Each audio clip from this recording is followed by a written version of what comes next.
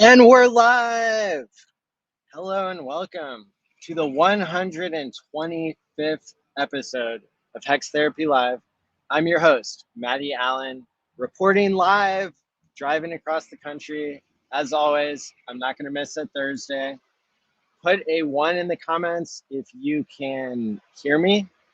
I'm hoping that the background noise isn't too bad, but I think it's almost ironic that this week I had to go live a little bit early, and the topic has to do with whether Mainnet will shock you. Are you going to be ready for that? And we just got V4, and so anyway, while I had the lighting here, I never say no to good lighting if you're a streamer. And basically, what I'm going to be doing tonight, I'm going to do a shorter episode here on YouTube, and then I'm going to take it to Twitter Spaces and do that on the road for like a number of hours. So that I know last year I did that a lot, where I would stream for multiple hours driving across the country. I see that my signal is dying out just a little bit. There we go. There's a lot of really great topics that we can talk about this week. I've played around with V4. That's really exciting to me. I think that despite the price, coming in and out at times, my my anticipation is also for the tech. I'm in it for the tech. Isn't just a meme, right? Although a lot of people would say that sarcastically, but for me and some of you who are into PulseChain, who sacrifice for PulseChain, PulseX, who want low fees in Ethereum, and who want maybe other superpowers other than low fees, time pays me is something that's going to be on Ethereum and on PulseChain, and that gives people the superpower to time lock coins other than just Hex. Of course, locking Hex is still king, but time pays me is coming along super well. So I'll be able to speak to some updates there of how that's going. So yeah, a lot of topics are going to be covered here in the Twitter Spaces that I'm going to do. I know I've met some people here in Florida who really like Twitter Spaces, and they were encouraging me. And I was like, no, I'm not going to do Twitter Spaces. But sure enough, here I am. I'll do that after I get off YouTube here and after I get back on the road. People are saying I'm lagging a little bit. Sorry about that. Basically, when you have 125 episodes, when you have one every week, no matter where you are in the world, right? I was live streaming from the Ukraine about a year and a half ago. I've streamed from lots of different states. If I'm in Las Vegas or Florida or anywhere in the world, if it's a Thursday night and it's the normal time, here I am. So shout out to everybody who's here. I appreciate the love there. Yeah, this hat is amazing. It was gifted from Brian Magruder and Rochelle Equity. Shout out to them. And that's another thing I can report on, the Hex meetup that's going to be happening in 1 month from today at the Bitcoin conference. That is coming along super well. The part that most people are going to get to participate in is the 48-hour live stream that I'm going to do. And I'm going to do that from a YouTube studio that I set up at the conference. So that's really exciting. I bet I'm lagging again. Sorry about that. So what's been happening here in the past week? We had a great episode of Game Theory Gang on Tuesday night. Somebody was showing off at the end of that Auto GPT, which is an AI agent that can use multiple other AIs and complete a series of tasks that you direct it towards a goal. And so that's really exciting. We got to see that, and we also got to see the guest that we had actually created an Excel model that was extremely detailed about the price of PLSX and what it can do, what the buy and burn function can do. So that was really exciting as well. Let me see if I close some of these apps on my phone, maybe I'll get a better signal. There we go. Maybe that's helpful. Yeah, apologize for the background noise and for everything else, but also I hope that you're pumped that I'm showing up for you every week, no matter what. So Pulse X, that's really exciting. One thing that you're going to get on Hex Therapy and all my shows is going to be to try to balance out my own excitement for things, because I am interested in the tech. I am interested in the game theory, and I pay attention to the price.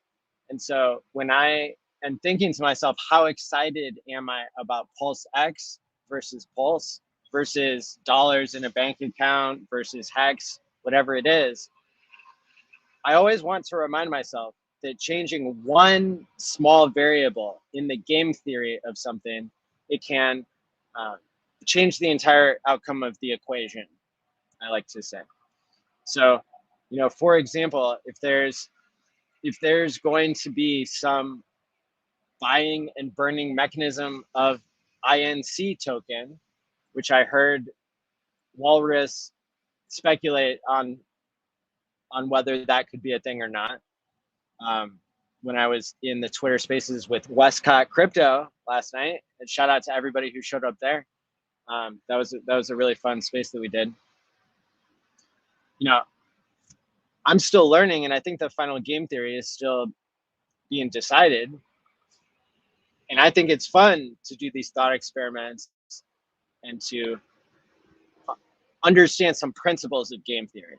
Like that's the bigger idea of what I'm trying to communicate, is to understand changing one piece of game theory can change the entire outcome more than the amount of that piece was to the whole, right? And that we see that with compound effects, with force multipliers of each thing. And you could point to that with, so here's a good example, is the emergency end stake fees that you earn in Hex. Richard didn't have to design it that way. He didn't have to make the decision to design it like that. But I did some calculations when I was deciding to maybe not, to basically take out the game theory in Time Pays Me, where you could do an early payday. And you could take 10% out early and pay like a high fee on that as like a disincentive to take an early payday, but also as an incentive to other people so that they could earn yield from locking. Well, we decided for a number of reasons not to include that anymore. But when I was calculating how valuable it is in dollar terms, people even getting like a 2% per year emergency end stake bonus from all the other people who are emergency end staking it, and then you force multiply on top of that the fact that the price of Hex has gone up a lot. It's gone up 100x or 1000x. What you begin to see is that even that 2% bonus compared to the original principal can become huge. It can become 300% of the initial investment, right? So it becomes more than 2%. Now it's 300%, right? And so that's an example where you would have, relative to your principal, you would have 300% less of a final ROI, of a final yield from Hex, if there was no emergency end stake penalty built in. And so just like that is an example of where changing a little bit of game theory can make a big difference. And I would argue that's even way smaller than beefing up the game theory of the incentive token.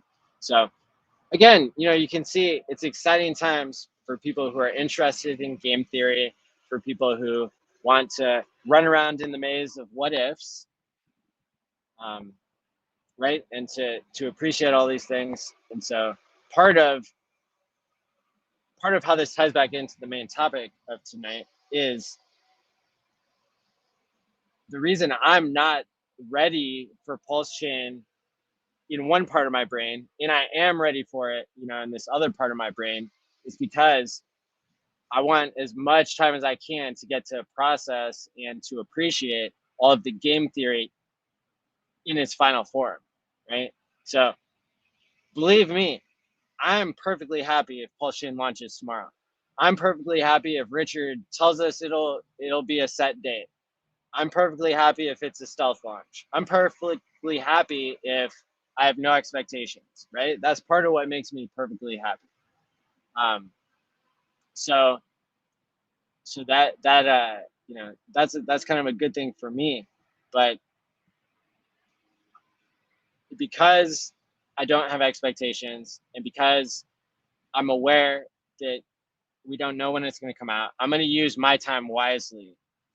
And so using my time wisely means talking with other people, learning from as many channels as I can, right? I am an avid consumer. You could say an addict, but it's somewhat beneficial to me to be an expert. Like, this is what it takes in some ways. So not everybody who's addicted to Hex content is doing something productive with it. And I hope that more people can. That's one of the emergent properties of Hex, is you time lock your money and then you end up promoting it in an organic and unofficial manner.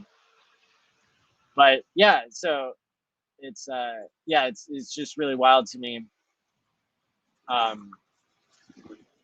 to want to, you know, I want to use my time wisely. I want to be prepared. So the question that's being asked in the stream is like, will PulseChain Mainnet shock you? And I think for a lot of people, obviously if it's a stealth launch, it'll be pretty shocking. But even just waiting for something for 2 years can come as quite a shock. And so why do we talk about this now? Well, we talk about it now to help promote the mindset that it'll be useful for you to take care of yourself, just in case Pulse launches, because why wouldn't you want to take care of yourself otherwise? But there may be lots of opportunities to, let's say, take your Pulse coins and lock them in Time Pays Me, like some portion of them. Like, that's what I'm going to do. And I need to keep myself physically and mentally fit so that when PulseChain launches, you know, then I can make the best decision possible, right? If I was surrounding myself with hookers and blow, you know, and then PulseChain suddenly launched, I would probably not be in the best mental state, right, to go secure my crypto, move, you know, send a test transaction, then, you know, migrate it to, you know, different segmented wallets, right, that have, you know, they have Trezors built into it. I can set up my Time Pays Me so that I can undo a hack, right? There are, you know, that's the launch sequence that would happen if PulseChain went live. I would move to secure my bag, right? And so anyway, these are just general thoughts. You know, what am I doing? Thinking out loud. Hopefully that's helpful to other people. You know, being in a healthy state of mind, it has good side effects. If you're trying to do it for PulseChain, the side effect is you're in a healthy state of mind, and that's a pretty good place to be. So I think that whenever you wait for something for 2 or 3 years, whenever you finally get it, it can come as a shock, or it can feel like it's not real. People already are getting imposter syndrome and sudden wealth syndrome from crypto. And I believe that everybody in the community will be somewhat shocked once it's live, right?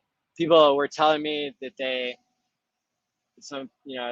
that they really like my intro, and that whenever they hear "and we're live" said on any other channels and stuff, that they think of this channel. Shout out to all of you. Thanks for keeping it real. But I think when we hear "and it's live" for PulseChain, when we hear and it's live for Time Pays Me, right, which could launch on Ethereum sooner than PulseChain.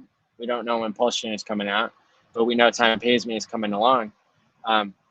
You know, that's going to be, it's probably going to fill people with excitement and fear, and they're going to get glued to social media, and some people are going to ratio trade, and other people are going to just pop their popcorn, right, and tune into YouTube. There are people who are saying that they're going to do a 24-hour live stream, right?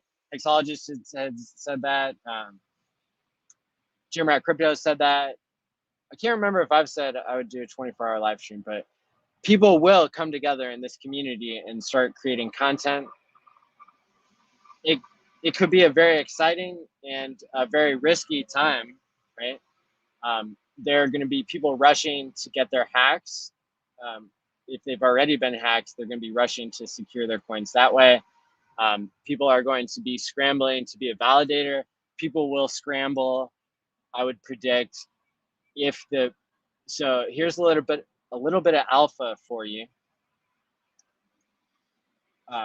The ratio of Pulse to PulseX, which was the primary liquidity pair on testnet V4 when it launched last night, the primary liquidity pair that I observed was Pulse and PulseX. And the ratio of those two things, and the liquidity was low enough to where you could move that sucker around. And sure enough, that's what happened. I took a screenshot of kind of a glitch and I posted it on Twitter where PulseX had dropped so low compared to Pulse that you could trade one Pulse for 60,000 PLSX. But the ratio that it settled at was 3. And I really don't think, but I don't know for sure. But I would be surprised if somebody actually filled any volume at the ratio of 1 to 60,000. You know, I wasn't actively trading. I was just watching the ratios on V4 Pulse, the PulseX website, where it shows you the ratio data. So that's really interesting to me because the market settled on 3-to-1 PulseX to Pulse. And so if the ratio starts at 1 to 3, if the ratio starts at 1-to-1, which is what happened, then you would suspect that whenever it goes live, there might be a small window of 15 minutes or an hour where people who are wanting to make that trade, which it is risky because you don't know where it's going to settle, and people could be spoofing you on testnet. They could be trying to trick you. But what I'm saying is, if what happened on testnet happens on mainnet, and if the starting ratio that's set up in the system is 1-to-1 there, and then the market values it, and there's enough liquidity for the market to be able to move from what the sacrifice address is providing, if it provides liquidity at all, or what the whales are providing liquidity, then what you might find is people who traded PulseX for Pulse, they would see a 3x. You know, that's what you saw on testnet. You saw 3x because you could have traded your PulseX for Pulse, and then you could have, right at the beginning when the ratio was 1-to-1, and then you could have traded it back into PulseX once the ratio changed from as 1 to 3. Now, I really appreciated the Twitter Spaces I was on, and Danny, I believe it was Danny who was following me up with the message of, hey, people shouldn't trade, right? And that's why I designed Time Pays Me, is so that people will be able to gain the superpower there, like I want to gain, to run this code and to be able to time lock a portion of my stack. I don't want to time lock all of it, but I want to cut myself off in advance of ratio trading and that sort of thing. And so, I would only be able to do that once Time Pays Me is live and once PulseChain is live. But the testing for Time Pays Me is going super well. That's really exciting to me. We've got private testers now working on it from the community. And then tomorrow we will get the audit back. So we'll be able to see how well the auditors were able to figure out what we're doing and if they have any questions or suggestions. So that's really exciting to me. Switching it over to testnet V4 won't be hard as far as I know. And so, so we've got it on V3 and go early right now in private mode, and it's coming along well. What's up, Jen Hex? Good to see you there. And Sandy Beach and Bristology, Frank, lots of familiar screen names here.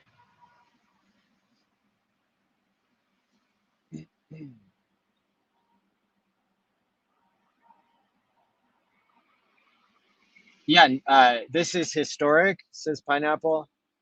Never watched a blockchain live during the first few hours or days. It will be exciting to see prices and ratios change after a bridge. I got into a whole discussion, but also researching what the chances are that PulseChain V4 is actually mainnet, and nobody knows that. Well, it seems pretty clear that one of the PulseChain devs weighed in on it and said it's technically not possible for V4 to be mainnet. So that's good to know, because people were questioning. There was the biggest letters on PulseChain.com said V3 is the final testnet, and now there's something beyond that that's out.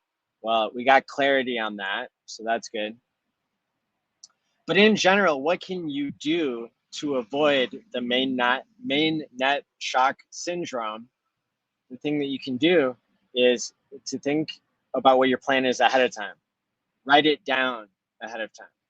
Right? Ideas that are plans that are made in your mind, they aren't as easy. They aren't as hard to erase as something that you write down, right? And that's something I recommended a lot to people who are trying to change their behaviors or prepare for something, is write it down. Write down what your plan is. You can always change it later, but at least write it down to make it concrete in your own mind what it is, to record in your own mind what your plan is. For me, I would want to practice what I preach, and I would want to type out. I've done that. I did it a lot for Hex, to write out what prices I would sell at. And I went back, I changed that. I learned more about Hex along the way, and I realized I would want to hold it as long as, I would at least want to hold some of it as long as I'm in crypto, basically. So it's really exciting. It's exciting to think about how people are going to be able to have low fees on PulseChain, to have a system state copy, to have a Uniswap fork that has fees enabled with buy and burn, that is incentivizing people with an incentive token to create liquidity pairs on that DEX, that there may be incentives and there may be excellent game theory to incentivize people to bridge in value from the Ethereum network, thereby, through Hart's law, theoretically giving the entire network more value and possibly attracting more people, which then would create more value for the network as well. So definitely exciting. Hey, by the way, I want to shout out to Crypto7, because Crypto7 shouted me out on his stream, and I really appreciate that. He's done it multiple times now. And I want to congratulate Crypto7, not only on just having an awesome stream all the time, and really having good takes on things, but he is going to have Ivan on Tech on his show here next week. And I'm really impressed by that, of course, because I think Ivan is among probably the top 5 or the top 3 crypto influencers or broadcasters that are taken seriously in the wider crypto space. not just in Hex and PulseChain. And that it takes a certain bit of character that I really like to see in people, to go against the crowd of Bitcoin, to go against the crowd of Ethereum, and to speak freely about Hex, the good, the bad, and the ugly, and the beautiful parts of the game theory. So shout out to Ivan on Tech, and who's going on Crypto 7's stream next week. So looking forward to that. And shout out to all the content creators. I may be watching your content, even if I'm not commenting on it, and appreciating it. So shout out to you. And by the way, people that hit the like and subscribe button, you know what to do. If you're enjoying this content, if you're liking the outdoor vibe, or you're liking the idea of preparing yourself for Mainnet, looking at V4, right? I think the summary that I just gave is really good for the key takeaways that I've seen one day into V4. One day into V4, what do we know? The block height that V4 is using is about 85 days old on Ethereum. That's interesting to me. I might not know all the implications of what that means for Mainnet or blah de blah, but I do know that's curious to me, and that helps me know what I should look for in each of my V4 wallets. Because if you didn't own Hex, if you just bought Hex in a certain wallet 80 days ago, it's not going to show up on V4 because it was before the block height of that. And don't freak out and think that this means that you're not going to get your copy on PulseChain. That's not what I would expect at all. I would expect that just because you don't see it on V4, it doesn't mean it's not going to be on Mainnet. So that's an important point to cover. And a lot of the stuff I'm reporting on, I'm leaning on who my trusted sources are. On Twitter, which is the information hub of all the developers. I see K4K, I see KDP, and they're using advanced computer skills, right? They're watching things like a hawk. They've figured out what the repo addresses are. They're looking at the RPCs and how much they're uploading. And Havid is another one that's always on it, right? Breaking the news. And then there are lots of other people who I look to for what they're saying. And a lot of times the information is correct. Sometimes it needs revision, but that's why I try to be a node of good information. So, yeah, Bristology. Yeah, we got Transformers here. It's par for the course. I'm streaming from the future. No, I'm not. I don't have the DeLorean with me, but that'll be good to make some content with the DeLorean again soon.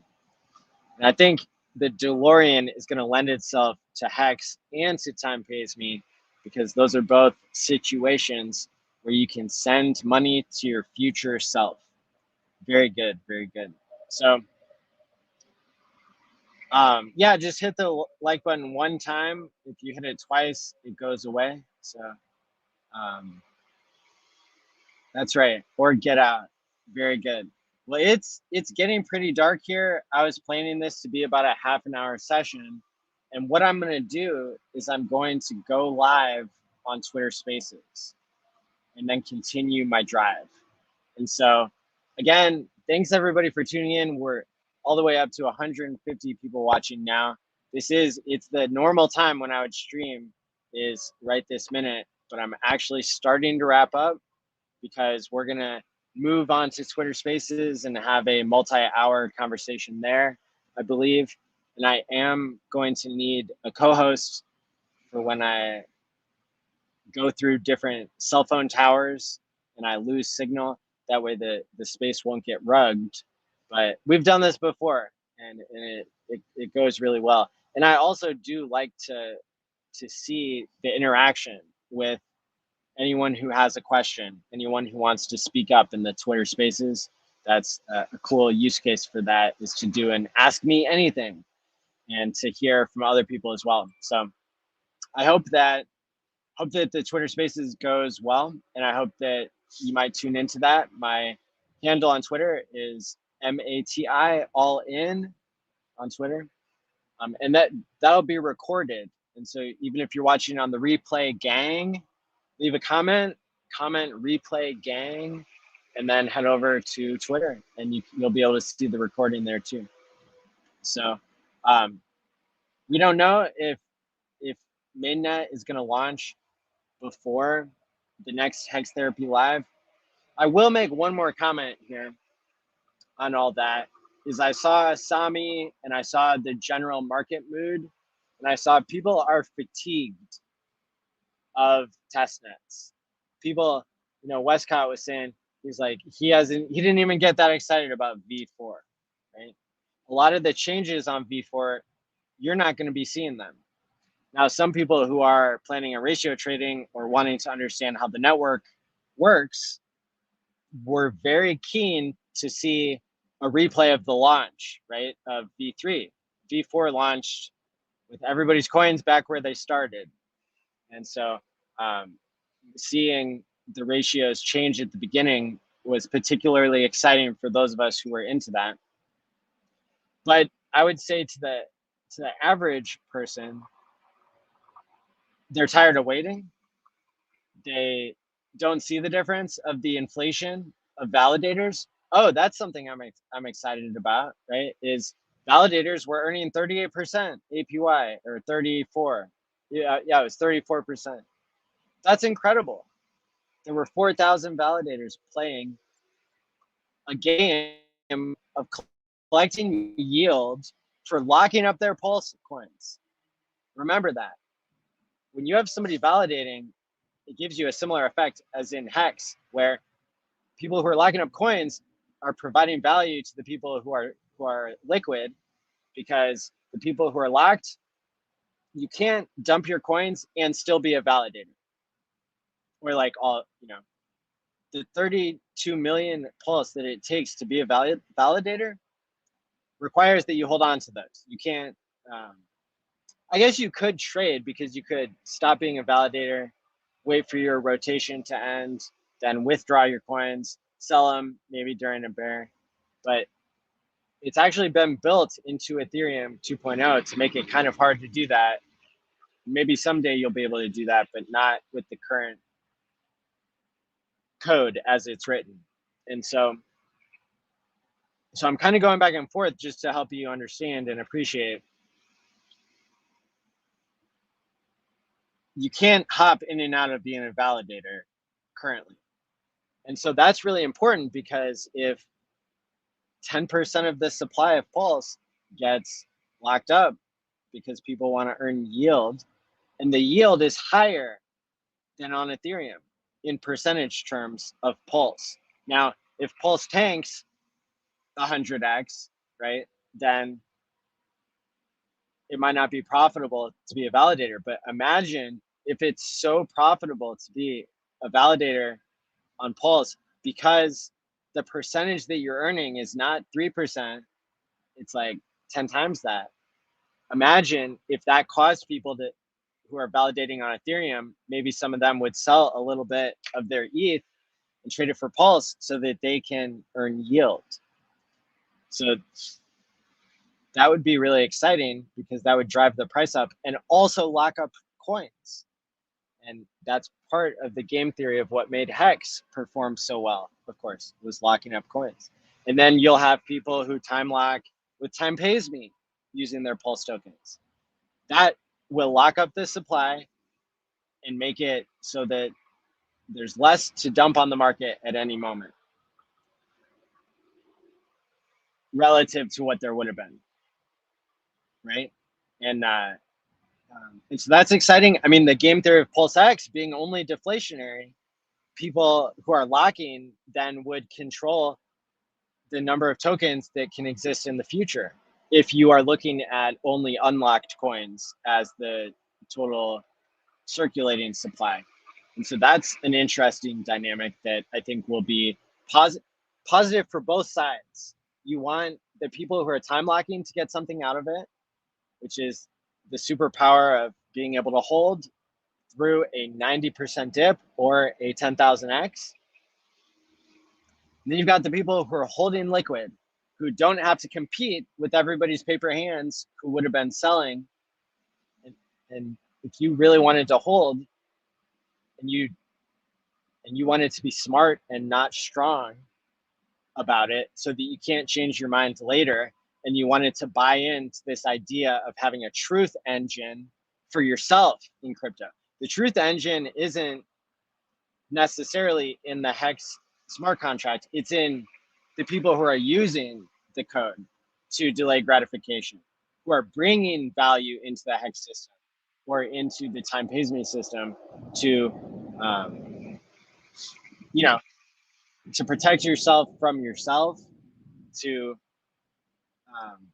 make a plan that you stick to, no matter what the mad gains are. That is all, I think, really valuable. And so if the game theory of PulseChain is such that it causes people who are validating to want to lock up a lot of coins, that's exciting to me. That's a pump of mental, right? So very cool. Very cool game theory there. Very cool to hear that this that's what V4 is. Some people don't care about V4. They're fatigued. They're not excited anymore about PulseChain. They wish it would launch already. They're bored, apathetic. They're numb, right? The price of Hex went to 12 cents and then it went down to 6. So people are bummed, right? The traders, some of them have left, right? And so the mood is down. When V4 launches, there was no major pump. There was like a pump from maybe 6 cents to 7 cents and then back to 6. And so people were, maybe some people were misguided that they would be able to turn a quick profit. And those are the people who became the traders that seem to not do as well on average as the long-term holder, as the dollar cost averager, as the time locker. Pick whatever smart-handed group you want, right? But yeah, so V4 is actually very exciting. V4 means that the game theory is such that if you're not going to be a validator and you're going to hold your coins liquid, well, you're thanking your lucky stars and you're thanking all the people who want to earn yield being a validator and who are being now incentivized even more to lock up their coins. That's really, really cool. That's really exciting. So, it's fun to see who's still excited when the tech is not the tech is outperforming the price. And I hope that you always hope that the price will stay in line, right? But people are playing different long-term and short-term games on top of each other in this market, right? So there are people who are playing very short-term games. And sometimes there's a little trader inside of all of us, right? Because we have to pay our bills. Hopefully you pay your bills. Hopefully you are okay with taking profit.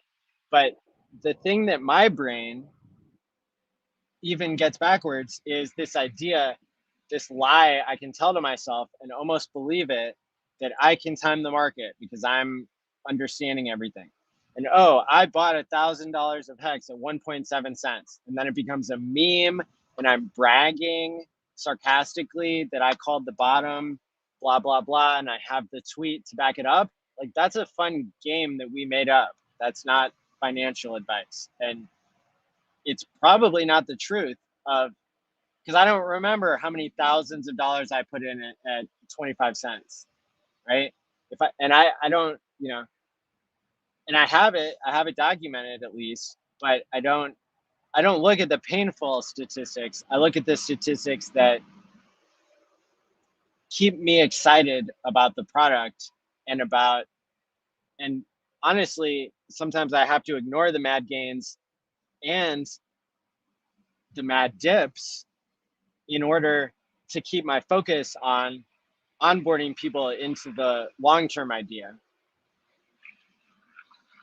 And when I say onboarding, I really mean, trying to educate people who have been here a long time, provide support, be on the cutting edge, right? Whatever my niche is,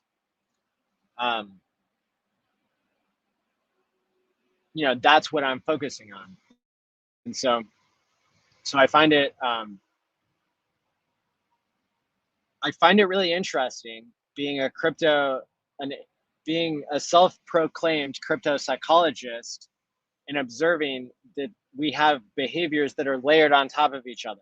I've done one of the most financially sound and responsible things I've ever done, which is I took money that I didn't need and I time locked it, and that's working out really well for me. And it's working out for other people who have taken a long-term mindset, right?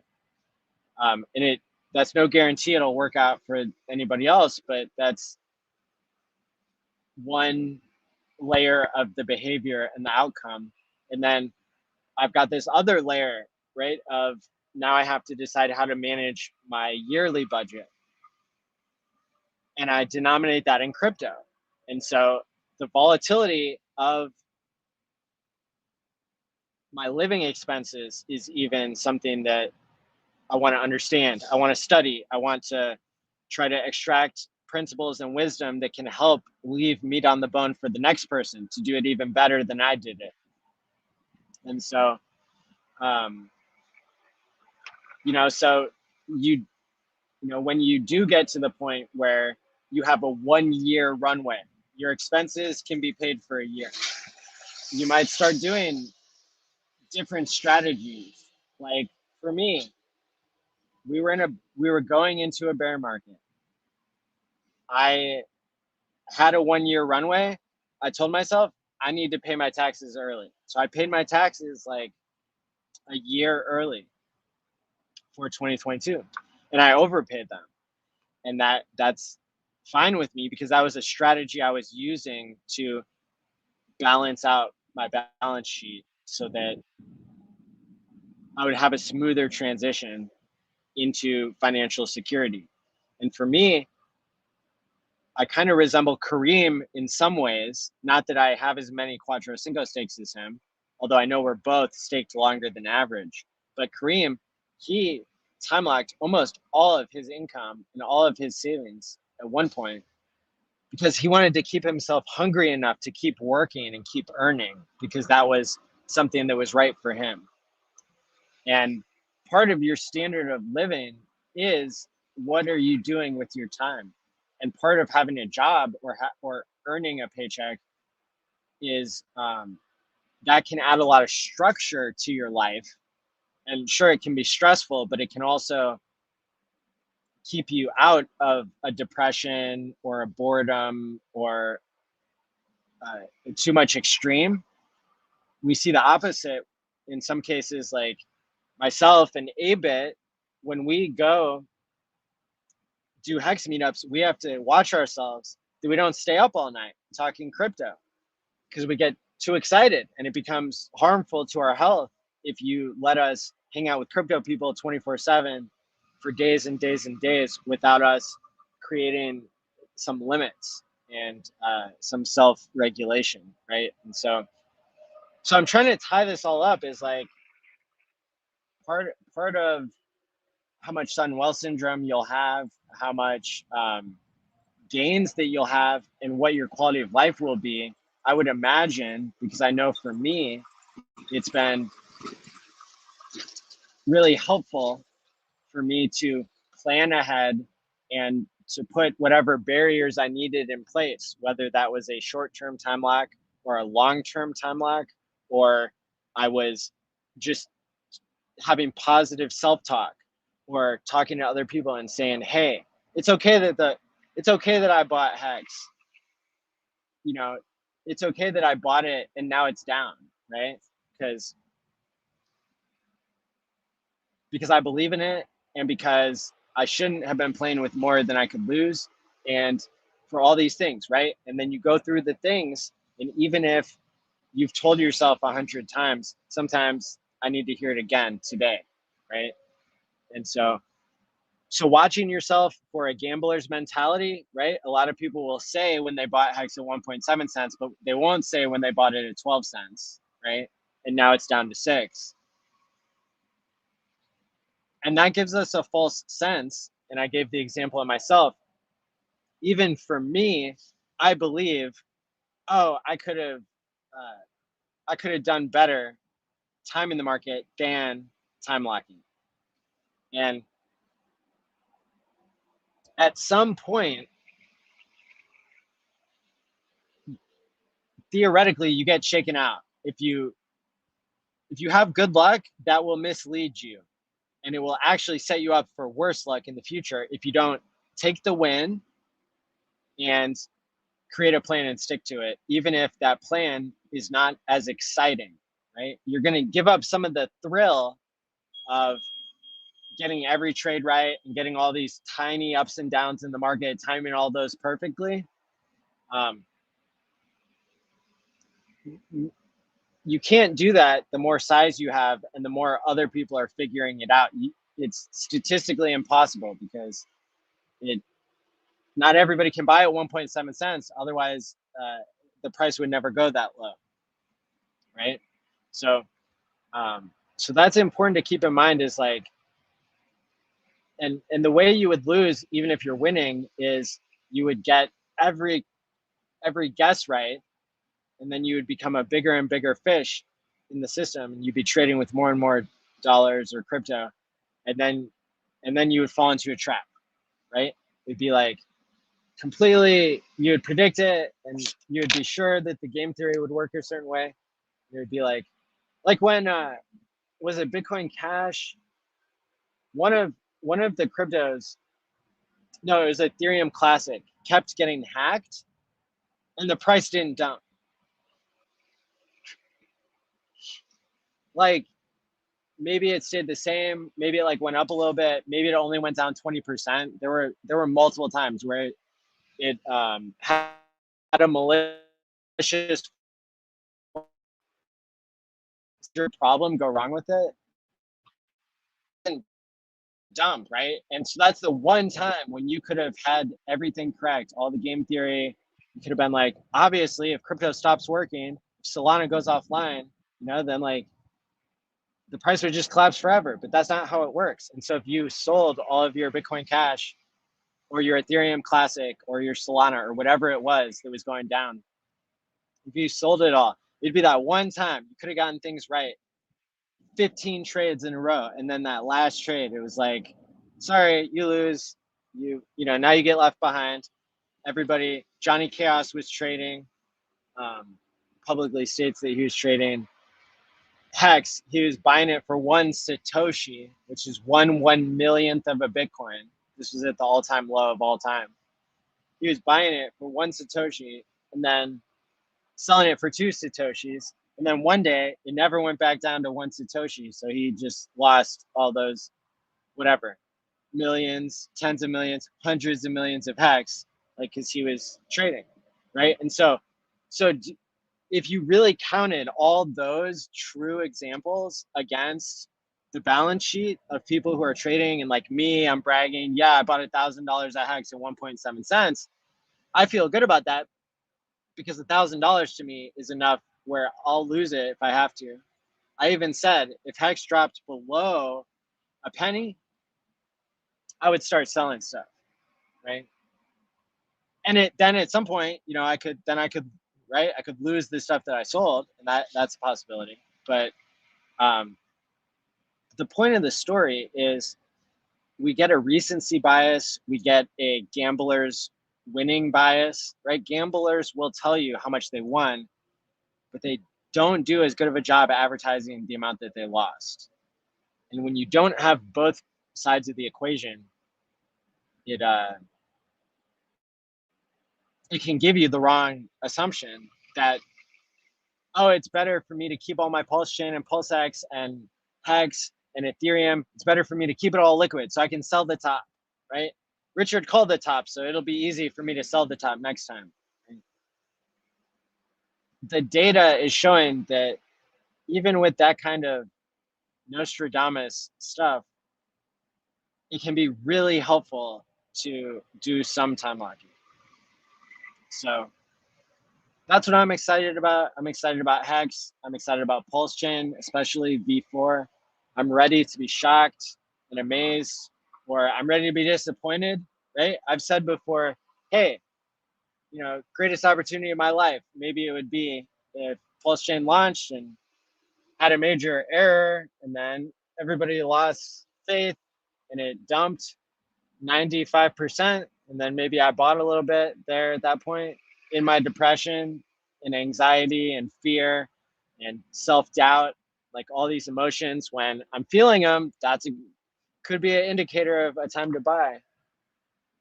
If there's still a fundamental use case there, if there's other things that make me believe and things that make me take responsibility for the outcome, no matter what it is, right? So, so we can get this positivity bias that is healthy in some areas of life, but if we don't look at the raw data, and if we don't admit to ourselves that trading feels so right, but mathematically,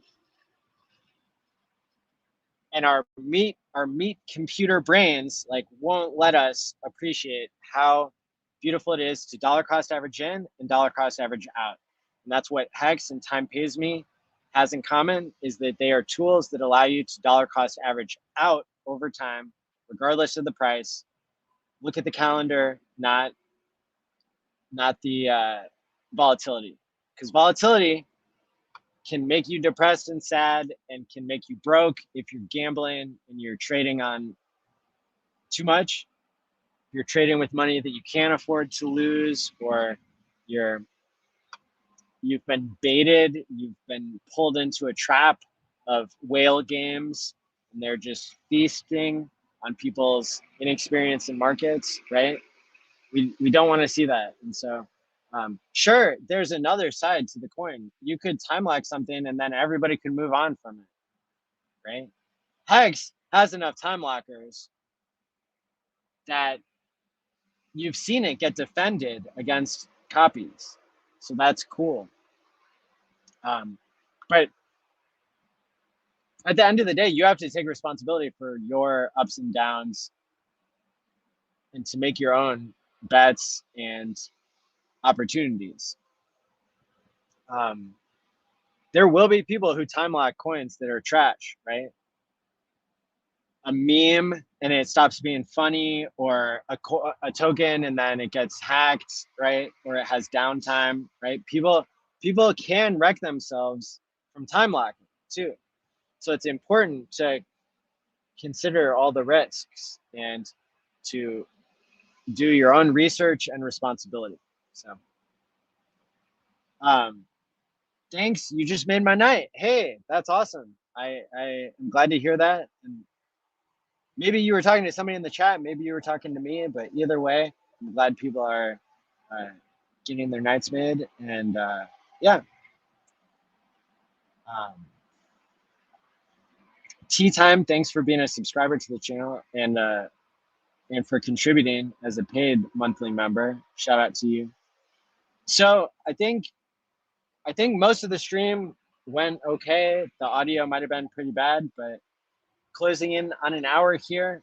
Thank you for tuning in. 161 people watching.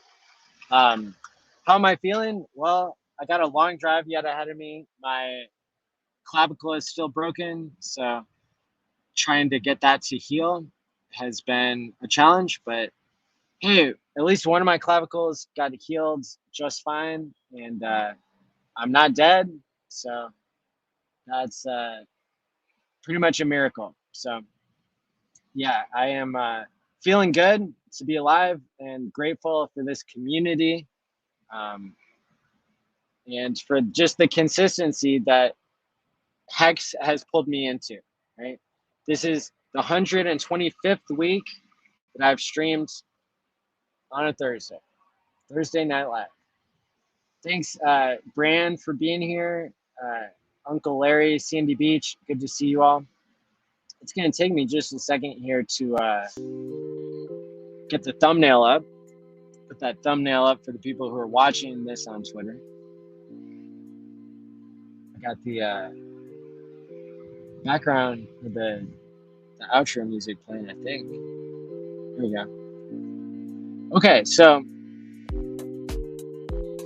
I forgot to run the intro. That's funny. So we're going to run the intro, and then it'll probably take me maybe 5 minutes here to get Twitter Spaces fired up. So you'll be able to check back, in about 5 minutes from now on Twitter, and you'll see me most likely in a live Spaces. And so come and join the raid of myself. That's funny, but hey, there we go. And come ask me a question. Ask me anything. Let me know what you think. So I'm gonna give that a shot. Hey, thanks for being here again on this week in Hex Therapy Live. Take care of yourself. That means esteem yourself. It means take good care of yourself physically. Take omega 369 for your brain health. That's the easiest life hack you'll ever find. It's buy this $5 bottle of omega 369. Highly recommend that. I use that myself. Available at most grocery stores or pharmacies over the counter. And then what else? What else can you do to take care of yourself? You can get better sleep. You can quit your bad habits, gambling, playing video games all night. Stop trading. Stop drinking. Stop drugs. Right? And so all those positive behavior things, this is your reminder. Do something for yourself this week. And until next time, stay wisely, my friends, and peace out. It's from ALLin of HexTherapy.live. I like Maddie. Maddie tries to make the world a healthier place. He's a mental health professional. He's done research. Big videos on sudden wealth syndrome. There's nothing that a human being could do better than try and heal his fellow man. ALLin's got that covered. He does emotional, feel-good, mind management, emotion stuff, like, as his gig, because he's a therapist. That's what he does for a living. Like, he helps heal people.